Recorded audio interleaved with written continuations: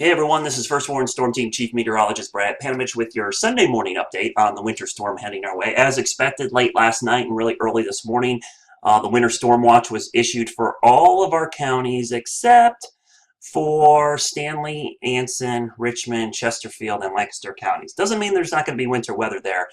We're likely going to see a winter weather advisory for those counties, or maybe even some kind of ice or freezing rain advisory or warning for those areas.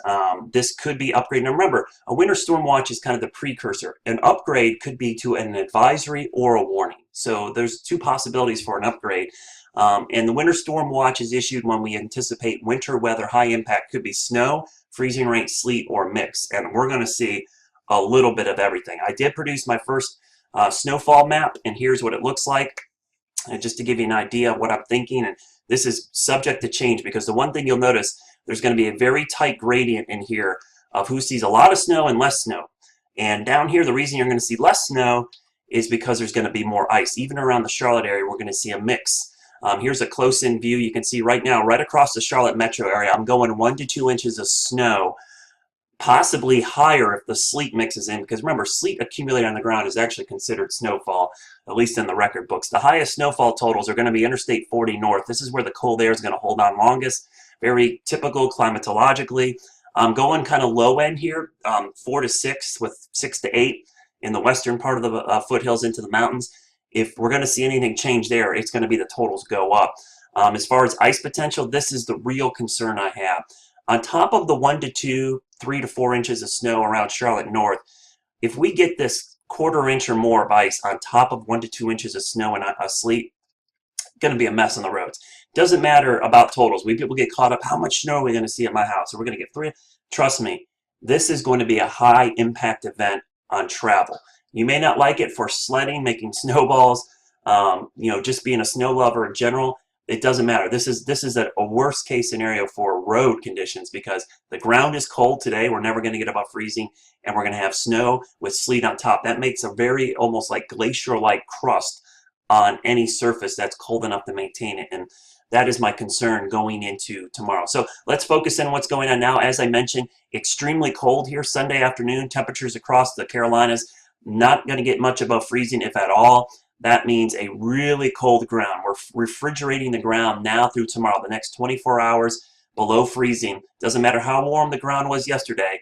24 hours of sub-freezing temperatures are going to put the kibosh just about anything. The winds, boy, were they bad last night. A lot of tree damage because of this nor'easter cranking up. You can kind of see our system developing. There's moisture moving up through Texas, a little wave coming in from the north. So let's start focusing on how this evolves. Now, the models are all over the place. You probably heard me lament how I hate people getting caught up in the models. And this is a storm that's even better. Don't even look at individual models because they are all over the place. There is uncertainty galore.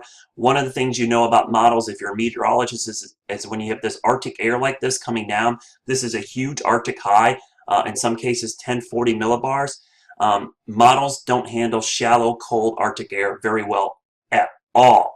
So to me, the models are underestimating the amount of cold air at the surface. Now you're thinking, what does that mean for the track? That means that we could see this stay as ice longer or snow if the model is not taking into account how cold this air is at the surface. And you could see what's going on. There's an Arctic high here, and it's pumping cold air into the Carolinas while our low pressure system's developing here. So this is really cold Arctic air coming down.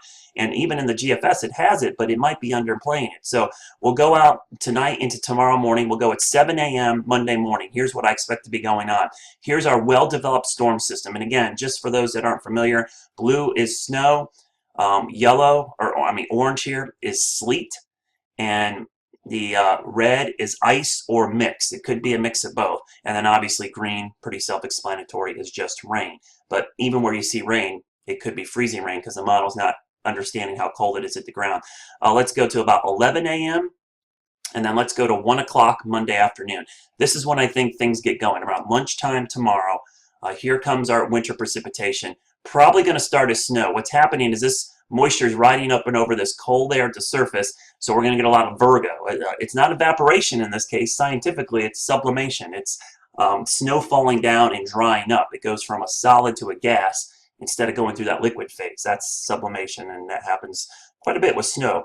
Let's go into the evening hours. This is all snow, a little bit of sleet mixing in, but likely all snow because remember, the surface temperatures are below freezing. So this stuff's falling, it's going to stick. That's why you saw so much pre-treating going on. Here's where things get a little interesting. 7 p.m. Monday night, a warm nose. A warm nose is not warm air at the surface. I think a lot of people misinterpret this. Ooh, the models are getting warmer. No, the surface temperatures never warm up. This is warm air aloft coming in, which is going to change the snow to possibly sleet, though I think it probably will stay snow a little bit longer than the models indicate. But sleet certainly is a possibility because it's so cold at the ground that those raindrops, a snowflake melts to that warm layer to a raindrop and then refreezes on the way down and becomes an ice pellet. It stays ice or sleet into the overnight hours on Tuesday. And this is a lot of ice here, folks. This is not a really good setup here. The low is kind of close. And that's the thing that makes me worried about the models. I've never seen a low kind of plow into a wedge like this, but we'll have to see if this actually comes true. But you can see in Charlotte, even though people say it's warmer, it never gets above freezing. This is all ice on top of the snow that fell earlier. And then the storm system by midday on Tuesday starts to move out and the colder air moves back in. There may be a brief snow flurry on the backside, but we'll go back through there. Notice from the upstate of South Carolina into the Charlotte metro area, this stays frozen the whole time. Now, what type of frozen? That's the question mark. I'm looking at the profiles, and it looks like a lot of snow initially, a lot of sleet, 1 to 2, 3 inches, and then quarter-inch, half-inch ice on top of it. Boy, not a good scenario. So that's my latest thinking. I hope that kind of clears things up. Don't get caught up in the snow hype.